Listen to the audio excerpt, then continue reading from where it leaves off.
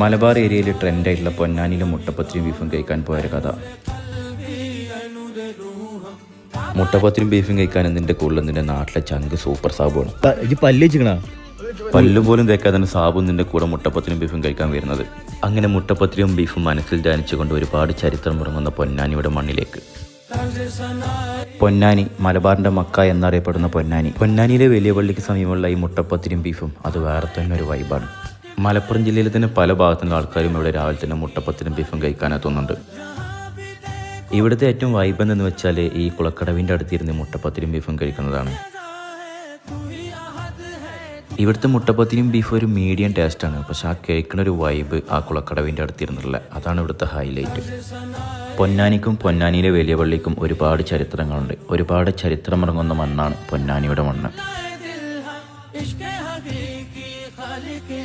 അങ്ങനെ പൊന്നാനിയിലെ മുട്ടപ്പത്തിരിയും ബീഫൊക്കെ കഴിച്ചതിന് ശേഷം നേരെ കർമ്മ റോഡ് വഴി വീട്ടിൽ